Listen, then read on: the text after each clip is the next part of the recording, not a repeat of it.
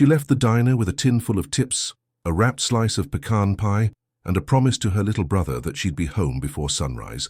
But somewhere along that rain-slick Louisiana highway, under the shadow of a storm, she vanished.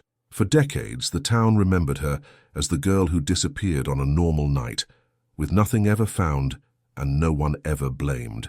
Then, nearly 50 years later, a historic drought lowered the bayou and unearthed her car, buried where no map ever showed a ramp. Inside it, her St. Cecilia medal, a flashlight marked with a parish serial number, and a torn page from a ticket book. The real question now isn't what happened to her. It's who made sure no one would ever find out. The fluorescent lights of the diner buzzed overhead as Claire gathered her things from her locker in the back room.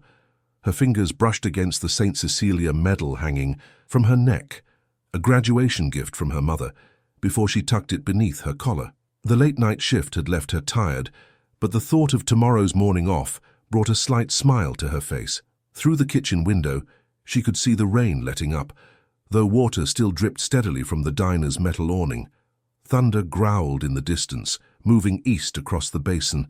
The air hung thick with humidity, typical for an August night in Opelousas. "You sure you don't want to wait it out a bit longer?" asked Martha, the night cook, wiping down the grill one final time. "Storm's been mean tonight. Got to get home to Tommy," Claire replied, referring to her younger brother. "Mama's working swing shift at the Downs and he'll be wanting his breakfast in the morning." She carefully wrapped a generous slice of pecan pie in wax paper, tucking it into her bag, alongside the coffee tin where she'd stored her tips, a decent take for a Saturday night. The deputy sat at the counter, his coffee steam rising in lazy curls. Claire recognized him from his regular stops, though she'd never caught his name. His uniform was crisp despite the late hour, badge catching the overhead lights as he turned to watch her gather her things. "Nasty night to be out driving," he commented, taking another sip. "Might trail. You a bit down the highway, keep the skeeters off." He smiled, the kind of easy small-town law enforcement friendliness that was common in St. Landry Parish. "Oh, that's not necessary," Claire demurred, adjusting the strap of her bag. "I've made this drive plenty of times." "No trouble at all," the deputy insisted. "Roads are slick as glass out there." Claire pushed through the glass door, the bell chiming behind her. The parking lot glistened, under the sodium lights, puddles reflecting the neon diner sign. Her Nova sat alone at the far end, water beading on its faded blue paint. The air felt heavy with ozone and wet earth. She fumbled with her keys, the metal cool against her fingers. The Nova's door creaked open. She'd been meaning to oil those hinges. Inside, the familiar smell of vinyl seats and the pine air freshener hanging from the rearview mirror welcomed her. The engine turned over on the second try, coughing once before settling into its usual idle. Through her rain-streaked windshield, she could see the deputy's cruiser, its headlights cutting bright cones through the mist. She pulled onto LA 31, the wet asphalt shining like black glass under her headlights. In her rearview mirror, the deputy's car followed at a respectful distance, its presence both reassuring and somehow unsettling in the rain-dark night. The diner's lights grew smaller behind her as she headed south, the road ahead disappearing into darkness, broken only by her headlights and the occasional flash of distant lightning. The sugarcane fields stretched endlessly on either side, their leaves whispering in the dying storm. Somewhere ahead lay the Bayou Teche Bridge, and beyond that, home. Sunday morning arrived with a harsh glare that turned the puddles to mirrors across St. Landry Parish. Sheriff's deputies gathered in the diner parking lot, their radios crackling with coordinates as they spread maps across patrol car hoods. The air still hung heavy with yesterday's rain, and somewhere in the distance, a helicopter's blades chopped through the humid air. "Grid pattern, folks," Lieutenant Morris announced, his finger tracing LA 31 on the wrinkled parish map. Every drainage ditch, every turnoff, every place that Nova might have hydroplaned. He paused at the Bayou Teche Bridge marker. "Water's up from the storm. We'll need eyes on the low spots." Local volunteers arrived in pickup trucks, weather-worn men in rubber boots who knew every bend in the bayou. They launched pirogues into the feeder canals, pushing through water hyacinth with practiced strokes. The small flat-bottomed boats glided beneath cypress trees dripping with Spanish moss, searchers calling Claire's name into the thick morning air. At the diner, a K9 unit worked the gravel lot. The German Shepherd moved purposefully, nose down, leading its handler toward Parc Perdu Road. The dog followed Claire's scent trail along the shoulder until it reached a concrete culvert swollen with muddy runoff. There, among broken cattails and storm debris, the trail simply stopped. "Lost it here," the handler reported into his radio, frowning at the murky water. "Something about the drainage pattern isn't right." He studied the flow, watching how the water curved away from its usual course toward what looked like a fresh-cut channel through the sugarcane fields. The deputy who'd followed Claire submitted his log entry without fanfare. 023 hours, conducted welfare check on female motorist near Tesh Bridge. Subject proceeded safely on LA 31. He returned to patrol, his face betraying nothing as search teams combed the parish. By afternoon, state police helicopters swept low over the levees, their shadow racing across the fields like dark birds. The air thrummed with their passing as they followed the meandering lines of waterways. But their aerial maps, like those spread across the patrol cars, showed nothing of the new irrigation channel that cut through private land toward an abandoned sheriff's substation boat ramp. Claire's mother sat in the diner booth she'd occupied since dawn, hands wrapped around a cold cup of coffee. Her 12-year-old son Tommy slumped against her shoulder, his breakfast untouched. Outside, deputies worked methodically in the parking lot, measuring and photographing a partial shoe print pressed into the rain-softened gravel. "We'll get a plaster cast of this," one deputy assured the family, carefully pouring the white mixture into the impression. "And tomorrow we're bringing in better maps from the parish seat. Fresh eyes, fresh start at first light." But as dusk settled over Opelousas, the search teams returned with nothing. Their pirogues came back empty, boots caked with mud from fruitless shoreline walks. The helicopter fuel ran low, and still no one thought to question why the water from the culvert flowed against the natural gradient, following that hidden channel that didn't exist on any official map, a channel that would swallow questions for decades to come.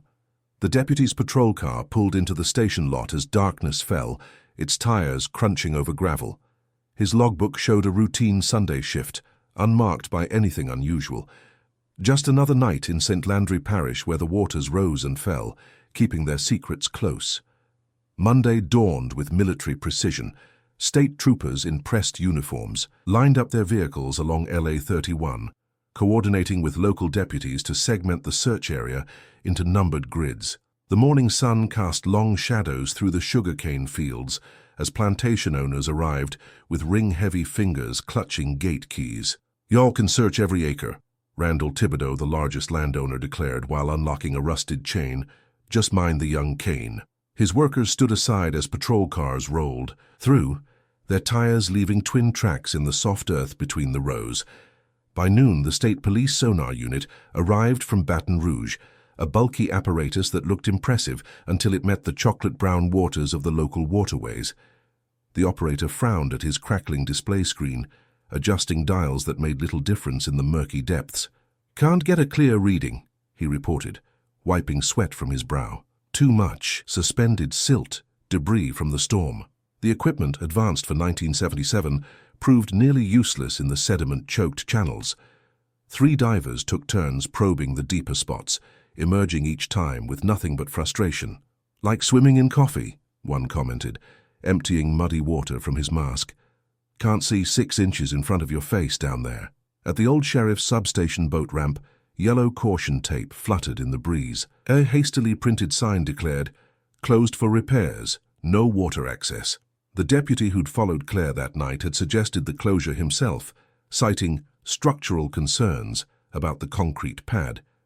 No one questioned why the stormwater now pooled deeper there, how the new irrigation channel had changed the drainage patterns.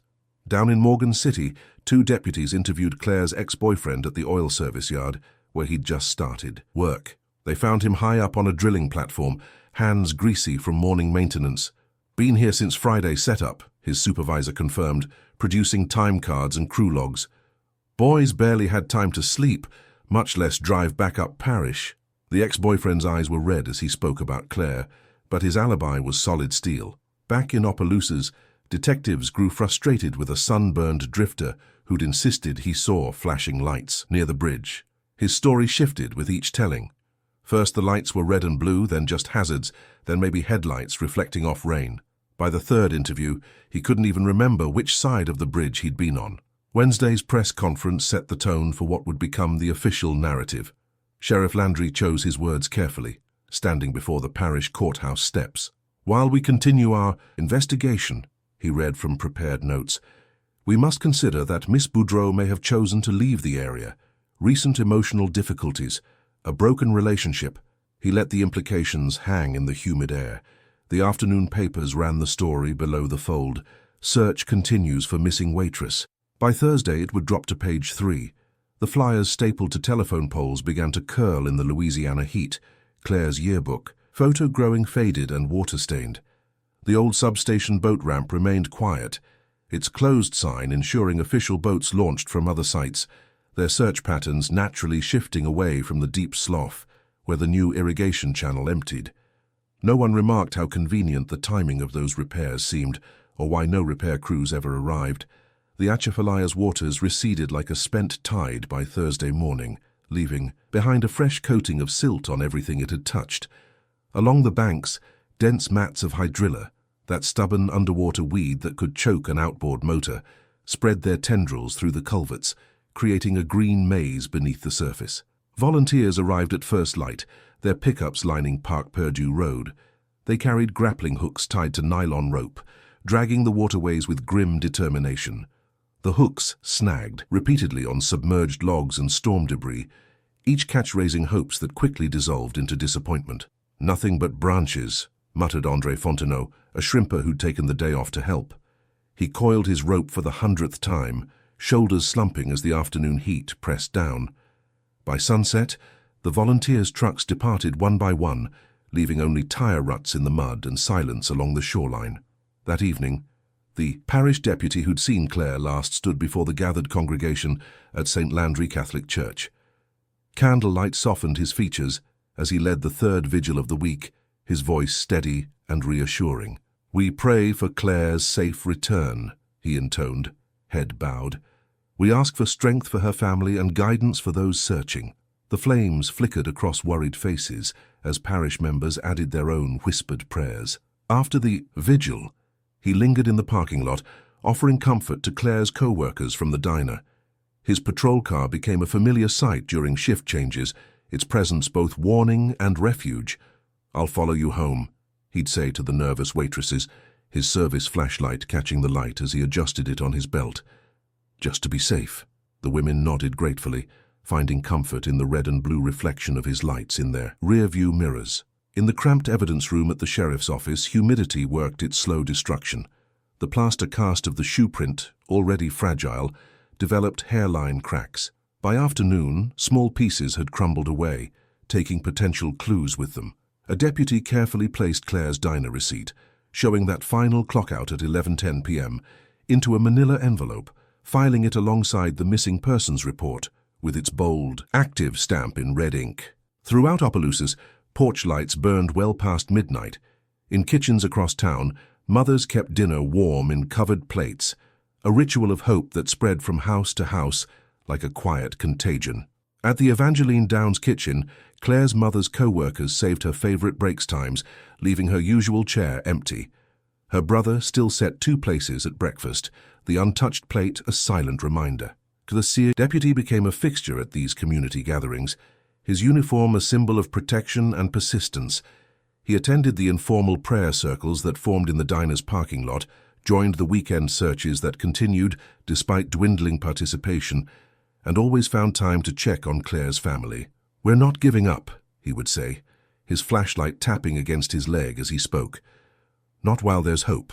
The beam of that light would sweep across dark roads during his patrols, a sentinel's vigil that earned him the town's trust with each passing night. By week's end, Opelousas had developed new patterns around its missing daughter. The casual good nights between neighbors carried more weight. The quick glances over shoulders during evening walks became habit. And always there was the deputy, moving through these adjusted rhythms like a guardian, his presence transforming worry into something that felt almost like security. 2 weeks after Claire's disappearance, the morning briefings at the St. Landry Sheriff's Office grew shorter. The corkboard's clusters of witness statements and lead sheets had thinned to single pages, most marked unsubstantiated in red marker. In the break room, deputies stirred their coffee and spoke in lowered voices about overtime hours and equipment costs. Sheriff Melançon stood at his office window, watching dive teams load their gear for what would be their final scheduled search. The August sun had turned brutal, beating down on men in heavy equipment as they sweated through procedure. 3 divers had already reported ear infections from the murky water. "We're burning through the quarter's emergency budget," Lieutenant Thibodeau said, spreading spreadsheets across the sheriff's desk. "And hurricane season's coming." The sheriff nodded, his expression heavy. "Tell the family we'll need to scale back. Standard protocol from here. They should call if anything changes." He paused, looking at the diving logs. "And get those boys some antibiotics before their ears fall off." Down the hall, Deputy Robert Guidry, fresh out of the academy, knocked on the lieutenant's door with a proposal about reopening the substation boat ramp. He'd drawn up a detailed diagram showing how they could section off stable areas for a final sweep. "Son," the lieutenant said, barely glancing at the papers, "that concrete's been compromised. We can't risk personnel down there until it's properly assessed." He slid a blank repair requisition form across his desk, then pulled it back before Guidry could reach for it. "Files closed pending structural review." The form joined others in a wire basket, unsigned but somehow untouchable. No one questioned why the assessment hadn't been scheduled, or why the ramp's closure hadn't gone through proper channels. The questions hung in the air like the late summer humidity, present but impossible to grasp. At St. Landry Catholic Church, the Wednesday night choir gathered as usual. Claire's 12-year-old brother, Tommy, clutched her worn St. Cecilia hymn book, its pages dog-eared at her favorite songs. The director arranged the singers, leaving a gap in the alto section where Claire had stood every week since her confirmation. They began with "Amazing Grace," the harmonies rising toward the vaulted ceiling. But the empty space in the arrangement felt wrong, like a missing tooth in a familiar smile. Tommy watched the altos strain to compensate, their voices wavering as they tried to fill the void his sister had left. The absence of her voice rang louder than any note they sang. September arrived with the first hints of harvest season. Farmers checked their cane fields, mechanics tuned up their cutting equipment, and the processing plants ran test batches through their grinders. The bulletin board at the sheriff's office had been cleared, except for Claire's flyer, now relegated to a corner beneath newer notices about livestock theft and hunting violations. The town settled back into its rhythms, the way communities do when tragedy becomes memory. At the diner, waitresses stopped glancing at Claire's old section. At Evangeline Downs, her mother's co-workers quit saving her break times. The river flowed on, indifferent to the secrets it might hold, while people began whispering that old Cajun wisdom: sometimes the water keeps what it wants, and no amount of searching changes its mind. Claire's empty chair at home gathered dust, her bedroom untouched, except for Tommy's weekly dusting. The St. Cecilia medal she'd planned to polish that Sunday stayed in its velvet box, tarnishing slightly at the edges, waiting for a return that felt more distant with each passing day. The seasons turned like pages in a forgotten book. Autumn's sugarcane harvest gave way to winter's brief chill, then spring's sticky heat returned to blanket St. Landry Parish. Claire's 19th birthday came and went in November. Her mother baked a small cake anyway, wrapping a slice in wax paper that sat untouched until Tommy finally threw it away. The diner changed hands in 1979. The new owners kept the pecan pie recipe, but switched the uniforms from yellow to blue. They painted over the wall where the staff had marked their heights, erasing the pencil line that showed Claire at 5'4". Her time card, preserved as evidence, yellowed in a manila folder at the sheriff's office. The deputy who'd had coffee that night climbed steadily through the ranks. His sergeant's stripes came after coordinating emergency response during Hurricane Bob in 1979.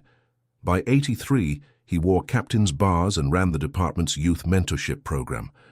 The Times-Picayune praised his steady hand during flood seasons, and the parish council cited his exemplary dedication to community outreach. Claire's mother transferred to day shifts at Evangeline Downs in 1980, saying the nights had gotten too long.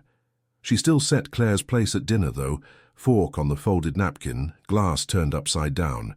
The ritual became muscle memory, like making the sign of the cross or checking the mailbox twice.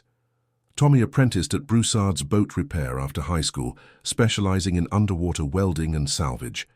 He took the jobs others avoided: the deep water repairs, the silt-buried propellers, the crawfish trap tangles in the darkest corners of the basin. Each dive felt like searching, though he never said for what. At the sheriff's office, technology marched forward. New sonar units arrived with better resolution. Computer terminals replaced typewriters.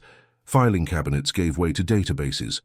But when they digitized the old parish maps, they scanned the 1977 versions without correction. The missing irrigation channel, the unmarked ramp, all preserved in perpetuity like insects in amber. The case file grew thin and brittle.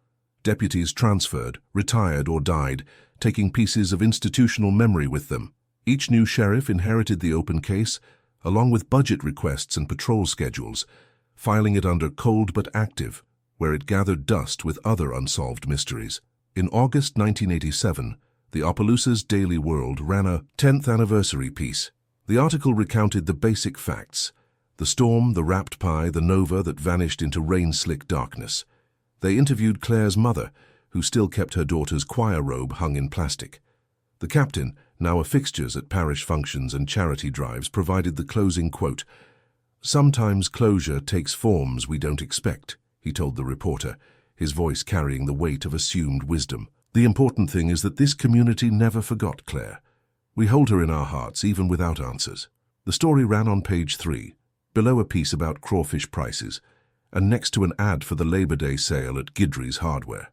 Readers nodded at the captain's words over morning coffee, appreciating how he'd stayed connected to the case all these years. The article became part of the accepted narrative: the storm, the search, the dedicated lawman who'd kept vigil while time and water claimed their mysteries. By 2005, Captain Robert Thibodeau's retirement party filled the Knights of Columbus Hall in Opelousas.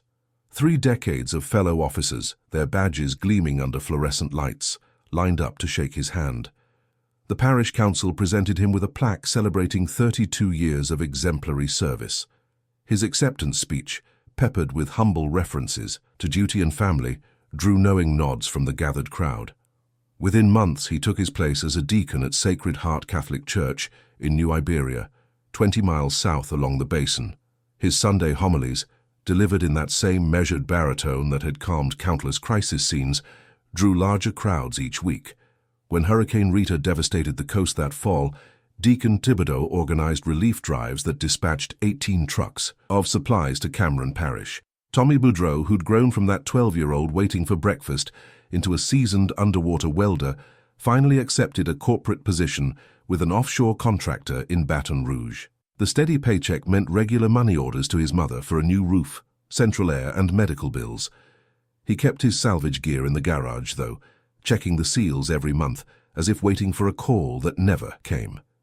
Each hurricane season reshuffled the basin's secrets. Katrina's winds toppled centuries-old cypress trees. Rita's storm surge carved new channels through the cane fields.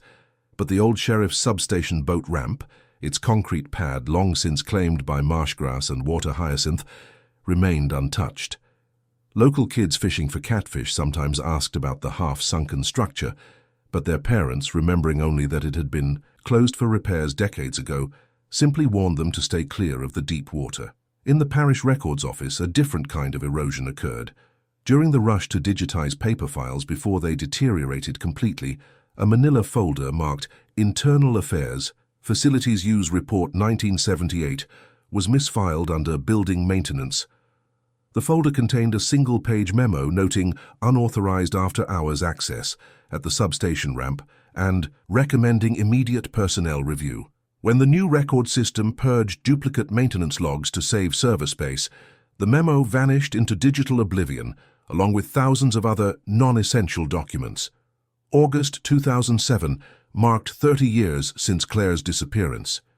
K-Bon Radio ran a weekend segment featuring archive recordings from the St. Landry Catholic Choir, Claire's alto voice, preserved on a scratchy cassette of Amazing Grace, filled Sunday morning car speakers across the parish.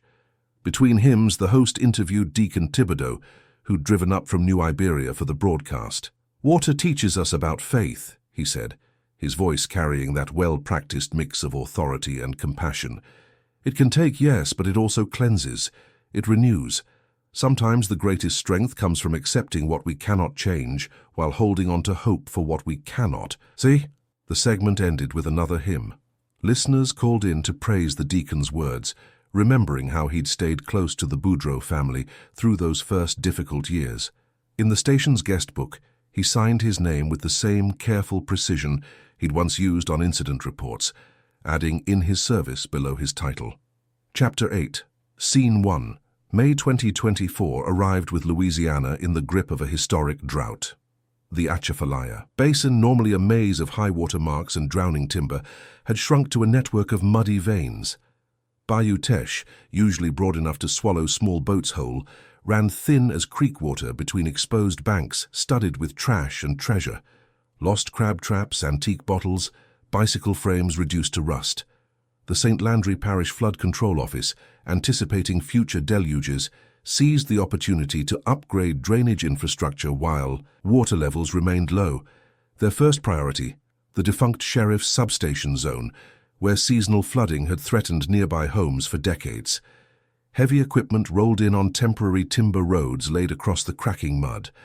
On a Tuesday morning hot enough to warp the horizon, Ramon Delgado guided his backhoe through a mass of dead hydrilla near the old boat ramp. The aquatic weed, usually floating in thick mats, had collapsed into a stringy carpet as the water retreated. His bucket caught something solid, not concrete, not a stump.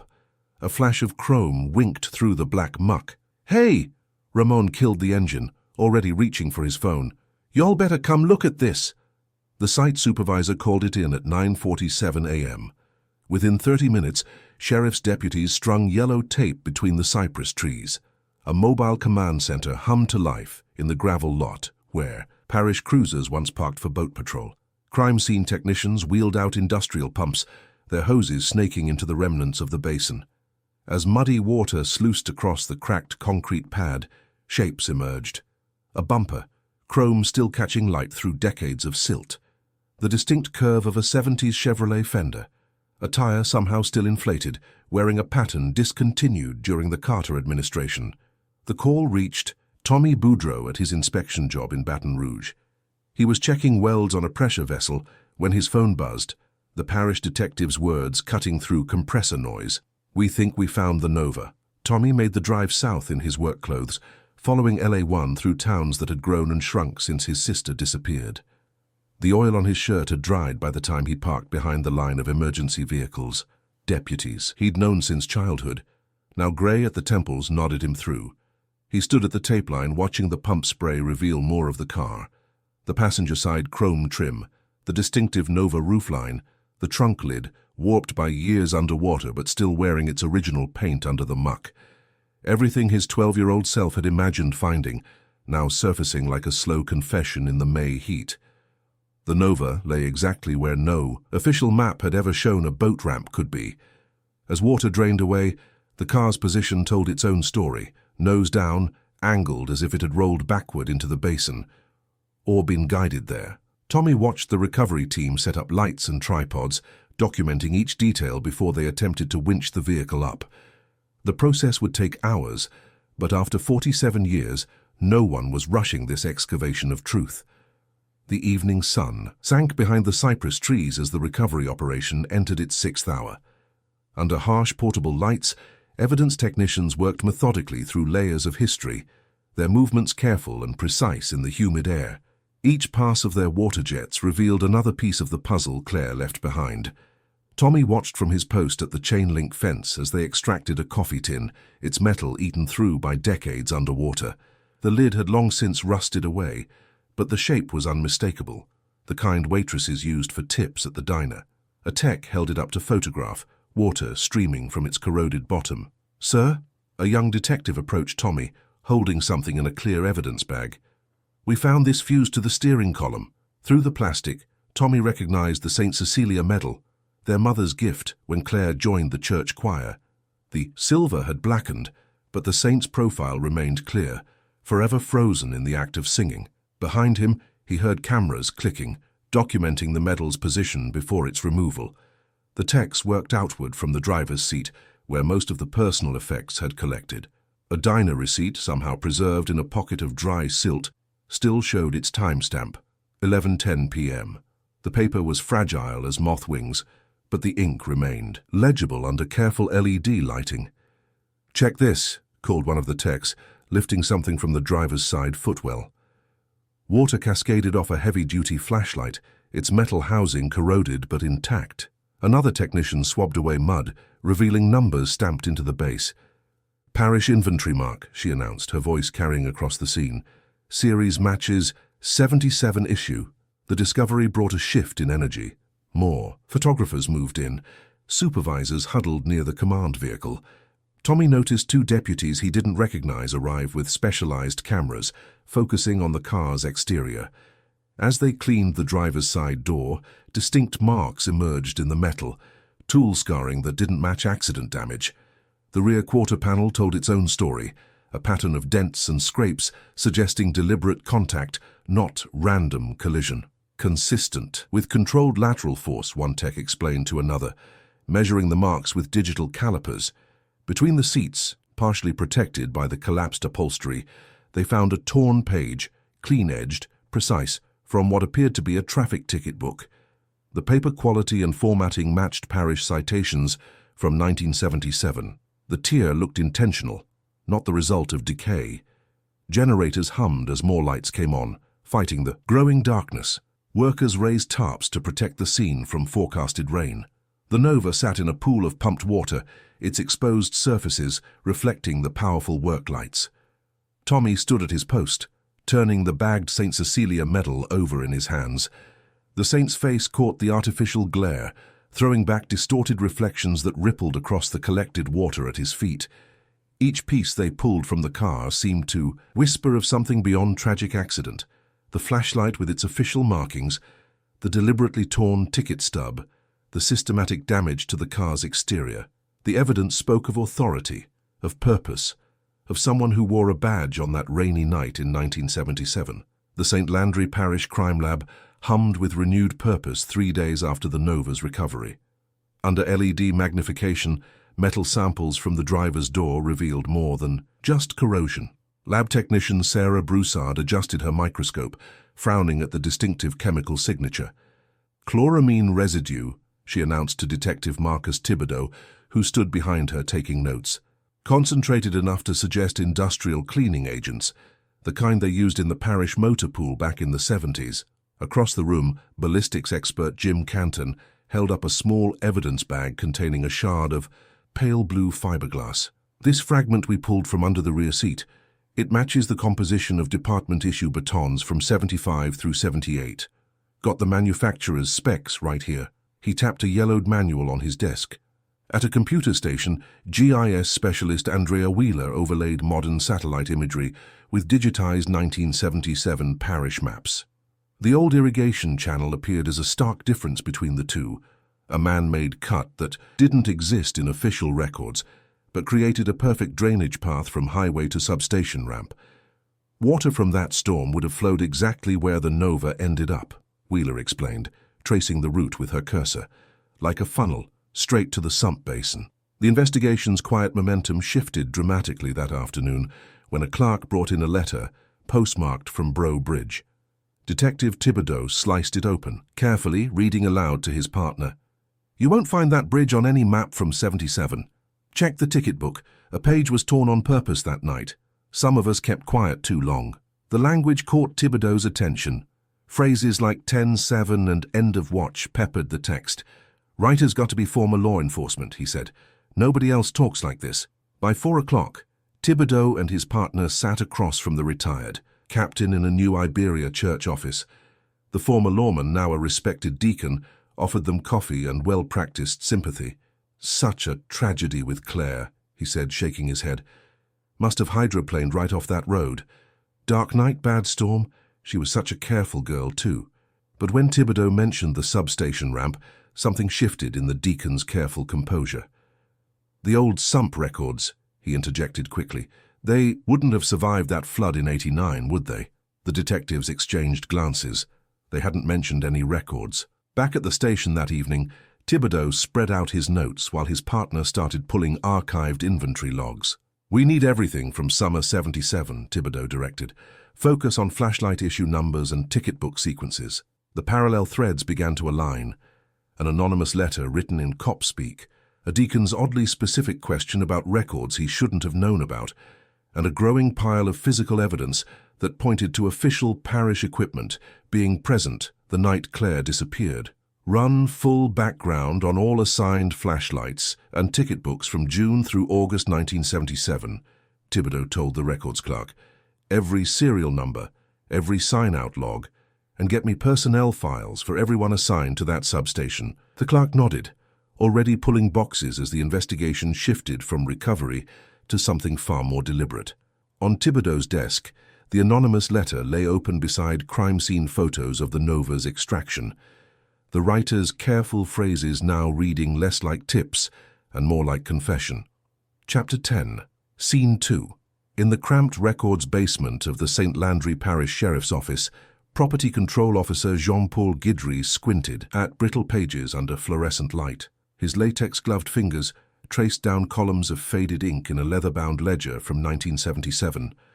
The musty volume had survived 4 decades of humidity in a metal filing cabinet, its spine cracking as he carefully turned each page. "Found it," he called to Detective Thibodeau. "Flashlight inventory number LP443, signed out to then-patrolman Vincent Duga on August 9, 1977. Same number we pulled from the Nova." Thibodeau leaned in, photographing the entry. "What about ticket books?" Guidry shifted to another ledger. Patrol Unit 17, that was his car. Book series TB 77140 through 142 assigned to his desk. He paused, squinting. "Wait, TB 77141 shows a missing page. Date stamp August 13th. Across town, Detective Andrea Martinez sat at a kitchen table in Breaux Bridge, the whir of an oxygen machine keeping rhythm with her witnesses' labored breathing. Former Deputy Carl Prejean, now grey and gaunt from COPD, gripped a mason jar of water with trembling hands. "We all knew about the ramp," Prejean wheezed. "Dugas used it for private talks with female drivers, couple times a month, always after dark." He paused for breath, the oxygen tube quivering. That August he ordered maintenance to keep boats away, said it needed repairs, but there were never any repairs. Back at the crime, lab forensics had reconstructed the crucial hour. Weather data from August 13, 1977, showed the rain had slackened to drizzle by 11:15 p.m. The Nova's tire tracks, preserved in dried mud under the chassis, revealed pressure ridge patterns consistent with a controlled turn, not a hydroplane slide. "Look at these angles," Sarah Broussard explained, overlaying transparency sheets. Based on receipt times and estimated speed, she left the diner at 11:12, crossed the bridge by 11:20. "But the car's final position, it's all wrong for an accident. These marks here?" She pointed to distinctive compression patterns. "That's consistent with a push or nudge from behind, about quarter speed. Someone guided that car down the ramp." In his office, Thibodeau assembled the warrant application as midnight approached. The anonymous letter lay paper-clipped to photocopies of the property ledger. Below them he stacked sworn statements, Prejean's kitchen table confession, the forensics report, weather data, and timeline analysis. Each document transformed myth into mathematics, ghost story into geometry. Judge Maurice Landry arrived in his chambers, still in evening clothes, reading glasses perched low. He studied each affidavit, particularly the property control records showing the flashlight and missing ticket page. "Probable cause," he murmured, reaching for his stamp. "After 47 years, you've built more than reasonable suspicion. You've built a timeline." The warrant application received its seal at 12:01 a.m., transforming decades of whispers into actionable evidence. What had begun as a rain-dark mystery now stood revealed in the harsh light of documentation, inventory numbers, tire physics, and the dying words of a man who could no longer carry the weight of silence. Dawn crept over New Iberia as the search warrant team assembled outside Vincent Dugas's brick ranch house. Spanish moss stirred in the early breeze, and condensation beaded on unmarked patrol units parked strategically around the corner. Detective Thibodeau adjusted his vest, checking his phone one last time. The deacon's church secretary had confirmed he was at an early morning prayer meeting across town. "Moving in." Thibodeau radioed, and the team flowed silently toward the house and detached garage, locksmith in tow. Inside, the home reflected its owner's carefully curated image. Photos of hurricane relief efforts lined the halls, pastoral certificates hung in neat rows, and a shelf displayed service awards from his decades with the department. But it was the garage that drew Thibodeau's attention, particularly a weathered metal filing cabinet tucked behind boxes of Christmas decorations. "Let's start here," he directed, watching the locksmith work. The drawers yielded layers of history, commendation letters, newspaper clippings, flood insurance papers. But beneath the public artifacts lay darker collections. Yellowed articles about missing women across 3 parishes, carefully preserved in plastic sleeves. Crime scene technician Sarah Broussard photographed each item's position before bagging them as evidence. In the bottom drawer, beneath a false bottom that made a telling click when pressed, they found a cardboard box labeled "Retired Equipment." Inside, wrapped in an oilcloth, lay a damaged baton end cap, its metal surface bearing distinctive scratch patterns. "Bag it carefully," Thibodeau ordered. "I want microscopic comparison with the marks we found on the Nova's quarter panel." A locked desk drawer in Dugas's home office proved even more revealing. The envelope inside bore neat handwriting, 1977 tickets. Inside were citation stubs arranged chronologically, the sequence numbers flowing unbroken until mid-August, where a single page had been carefully removed. The surrounding tickets showed routine traffic stops along LA 31. "The missing page would have been from the night Claire disappeared," Martinez observed, carefully lifting the envelope into an evidence bag. They were photographing the desk contents when radio traffic crackled. The deacon's Mercury was turning onto his street. Thibodeau stepped onto the front porch as Duga pulled into his driveway. The former captain emerged wearing pressed khakis and a polo shirt bearing his church's logo, his face composed despite the blue lights reflecting off his windows. "Vincent," Thibodeau said formally, "we're executing a search warrant." Dugas nodded, as if he'd been expecting this moment. "The baton's just a display piece from retirement," he offered, unprompted. "And those ticket books? Training examples I used to teach procedure to rookies." His calm demeanor slipped only slightly when an evidence technician emerged from the garage with the box of newspaper clippings. For just a moment, his fingers twitched toward the articles, as if reaching to protect them. Back at the station, prosecutors gathered in. The conference room evidence photos spread across the table. Claire's St. Cecilia medal lay in an evidence bag at the center, tarnished but intact. The district attorney studied the microscope comparisons between the baton end cap and the Nova's damage patterns, the matched striations clear even to untrained eyes. "Call the grand jury," she decided, "and get the family here. It's time they knew." The grand jury chamber hummed with fluorescent light as Detective Thibodeau laid out 47 years of evidence piece by piece. Behind the sealed doors, 23 citizens leaned forward in their chairs, watching as he placed enlarged photographs on easels. The Nova emerging from the silt, tool marks on the quarter panel, the torn ticket book. Dr. Rachel Guidry, the forensics chemist from the State Crime Lab, clicked through slides showing molecular signatures. The chloramine, compounds found on the vehicle match cleaning agents exclusively used by the St. Landry Parish motor pool between 1975 and 1979, she explained, her laser pointer circling chemical diagrams. These specific formulations were phased out by 1980. The GIS specialist from LSU followed, his computer casting a blue glow across serious faces. "Using modern mapping software, we've overlaid the 1977 parish water charts with current satellite imagery." The screen filled with a composite map where a thin red line, the forgotten irrigation cut, traced a perfect channel from Highway 31 to the substation ramp. This waterway didn't exist on any official parish map until 1979. During a brief recess, defense attorney Martin Prejean huddled with his legal team, scribbling notes. When proceedings resumed, he worked to seed doubt. Couldn't storm chasers or scrap metal thieves have accessed the substation after hours? What about other deputies using the ramp unofficially? But the prosecution's timeline held firm. They played video testimony from former Deputy Walter Como, his oxygen tank hissing between answers as he described the ramp's unofficial use. "Captain, well, patrolman back then, Dugas told us to keep that spot clear certain nights, said it was under repair, but there was never any work done." Joey Thibodeau, the contractor, who first spotted the Nova's bumper, described how drought had exposed the truth. At first, I thought it was just old farm equipment, maybe a tractor part, he testified. But when we pumped out more water, I knew it was something else. Something that didn't end up there by accident. The evidence technician presented the baton end cap found in Dugas's garage. Under magnification, its distinctive scratch pattern aligned perfectly with marks on the Nova's body, like a key fitting a lock.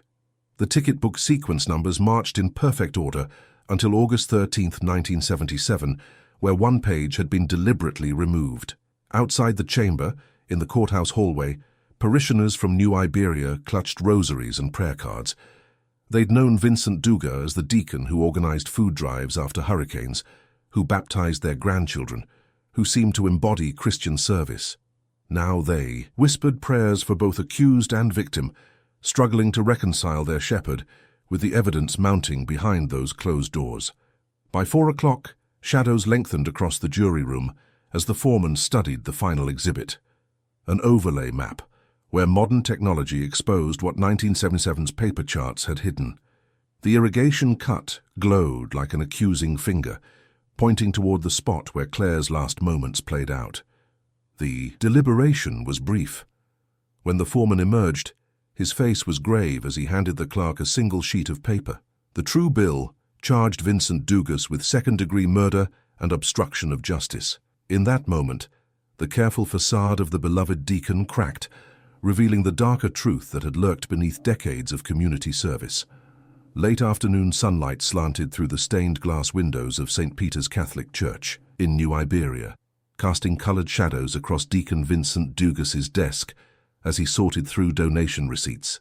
The sharp rap of knuckles on his office door preceded the entrance of 4 St. Landry Parish deputies, their badges catching the rainbow light. "Vincent Dugas," the lead detective announced, "you're under arrest for the murder of Claire Boudreau." The deacon's hands stilled over the paperwork. He looked up, his expression a careful mask of dignity. "May I remove my stole first?" Outside, parishioners gathered for evening prayer watched in stunned silence as their spiritual leader emerged between the deputies. The metallic click of handcuffs echoed off ancient brick walls, the steel brackets incongruous against the purple silk of his prayer stole. Camera phones rose like fireflies in the dying light, capturing the moment their shepherd became the accused. Mrs. Thibodeau, who'd received communion from those same hands for 20 years, pressed her rosary beads so tightly they left marks in her palm. Mr. Landry, whose grandson the deacon had baptized last Easter, turned away, unable to watch. Some made the sign of the cross, others simply wept. At the parish courthouse the next morning, Dugas stood before Judge Melançon in an orange jumpsuit that had replaced his clerical collar. His attorney, Martin Préjean, spoke with practiced confidence. "Your Honor, my client pleads not guilty to all charges." Dugas' own account followed, his voice steady and paternal, the same tone he'd used in countless homilies. "Claire flagged me down that night. She was panicked about the storm, about the slick roads." His hands, now unshackled, moved in familiar pastoral gestures. "I only tried to help. That ramp, it was an unfortunate slope. A tragic accident, Judge." Melançon set bond at $1 million with strict conditions. Surrender of passport, house arrest, no contact with witnesses. But even as Dugas was led back to holding, detectives weren't satisfied. In their office across town, they spread out new questions like cards. Who had finally broken silence with that anonymous letter? Who had buried the repairs-needed note in 1977's maintenance logs? The answer began to emerge at sunset, when Walter, Como's niece, Marie, walked into the sheriff's office, clutching a manila envelope. "Uncle Walter wanted you all to have this," she said softly. "He found it when he was cleaning out his desk after retirement, kept it all these years." Inside was a carbon copy of an internal memo dated August 14, 1977. The paper was tissue-thin, the type still crisp despite its age.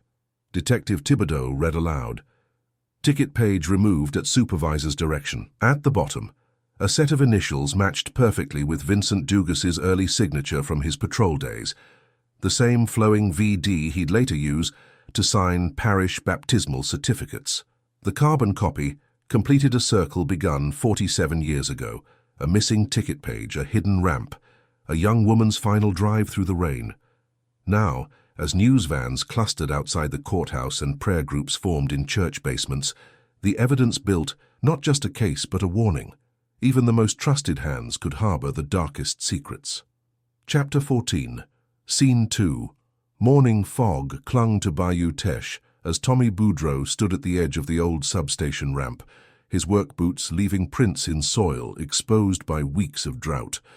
Parish crews had finally stripped away the rusted "repairs needed, no access" sign that had guarded this spot since 1977. In its place, a fresh concrete pad held a bronze plaque shaped like an open hymnal, its surface catching the first rays of sunrise. "This spot marks where Claire Boudreau's voice was silenced," the inscription read. "August 13th, 1977. Let truth rise like morning song." Tommy ran calloused fingers over the raised letters, feeling each ridge and valley. His sister's St. Cecilia medal hung from a new chain around his neck, its tarnished surface cleaned but not polished. He'd wanted to keep some traces of its long vigil in the water. Behind him, Sheriff Marcus Guidry cleared his throat. "We're implementing new protocols," he said, hands clasped behind his back. "GPS logging every patrol route, documenting all civilian contacts, complete audit of our water access points." He paused, watching a great blue heron stalk through the shallows. Should have been done 40 years ago. District Attorney Louise Theriot stood nearby, her briefcase bulging with motion responses. "Defense is trying to exclude the anonymous letter," she said. "But we don't need it. The physical evidence tells the story. The flashlight, the ticket book, the tool marks. That carbon copy from Walter Comeau's effects seals it." Tommy nodded but kept his eyes on the water. Yesterday, the Victims' Compensation Board had offered to restore the Nova, now stored under tarps at the impound lot. He'd declined. Some things shouldn't be brought back. Some artifacts belong to memory alone. A great egret landed on a cypress knee, its white feathers stark against the brown water. The drought had dropped the bayou to historic lows, exposing banks that hadn't seen sunlight in decades. Pump crews had drained the basin around the ramp, leaving only a thin stream where deep water once concealed truth. "The grand jury transcript is solid," Theriot continued. "Preliminary hearing set for next month. We expect full trial by spring." Tommy listened to the legal machinery grinding into motion, but his thoughts stayed with the plaque, with its hymnal shape that echoed Claire's choir days. The town had chosen that design. Not a standard memorial rectangle, but something that spoke to who she'd been before that rainy night, before a trusted uniform became a shroud. At the parish courthouse, downtown, defense motions accumulated in clerks' boxes. In church offices, parish councils debated policy reviews. In diners and grocery aisles, neighbors wrestled with a community portrait suddenly cracked. The trusted deacon, the missing girl, the watery grave that sat unnamed for nearly half a century. But here at the ramp, where morning light painted bronze letters gold, Tommy Boudreau stood with his sister's medal and watched the lowered river whisper past. Justice had finally surfaced, imperfect and late, risen not from paper trails or testimony, but from drought-bared mud and the patient memory of water.